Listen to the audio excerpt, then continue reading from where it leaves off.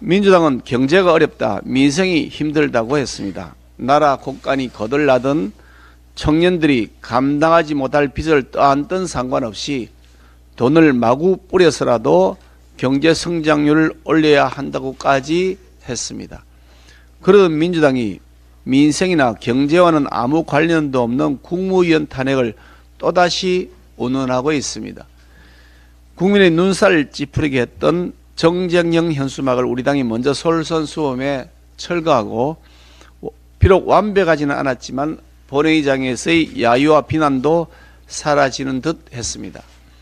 대통령께서도 이재명 대표를 비롯한 야당 인사에게 깍듯이 예의를 갖추는 모습이 이어졌고, 국민들은 모처럼 국회에서 상생과 협치의 싹이 틔워지나 기대를 가졌습니다. 그러나 최근 민주당의 모습은 이런 국민적 기대를 처참히 짓밟고 있다고 해도 과언이 아닙니다. 아무런 불법도 없는 국무위원들에 대해서 끊임없이 탄핵 협박, 해임 겁박을 일삼고 정부를 비난하기 위한 정쟁형 국정조사에만 매달리고 있습니다. 대선 패배 이후 걸핏하면 나오는 탄핵 주장에 이제 너덜머리가 날 지경입니다. 국가와 국민은 안중에도 없이 정부 흔들기, 대통령 비난에만 집중하는 야당의 모습은 참으로 안타깝기 짝이 없습니다.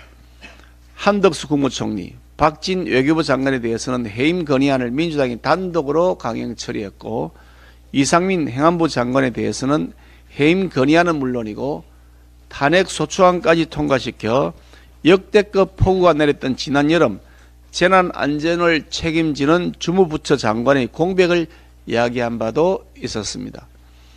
원희룡 국토부 장관, 김용호 통일부 장관에 대해서도 탄핵을 거론해왔습니다. 공정한 사법 정의를 실천해온 한동훈 법무부 장관에 대해서는 눈에 가시라도 되는 양 틈만 나면 탄핵과 해임을 주장합니다. 임명된 지 석 달도 안 된 이동관 방송통신위원장에게까지 근거 없는 탄핵을 주장하니 민주당의 머릿속에는 오로지 탄핵과 정쟁만 가득 차 있는 것으로 보입니다. 내년도 나라 살림인 예산안 심사가 한창 진행 중이고 국민의 삶과 직결된 민생 법안들이 쌓여 있습니다.